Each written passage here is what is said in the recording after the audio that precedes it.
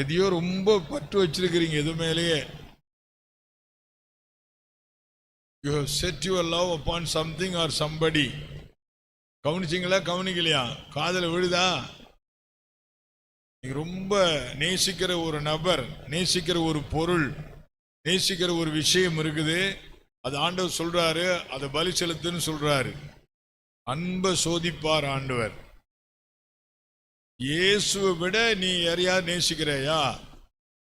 இல்ல இயேசுவை தான் நேசிக்கிறதா? மீதியெல்லாம் விட்டுருவேன்.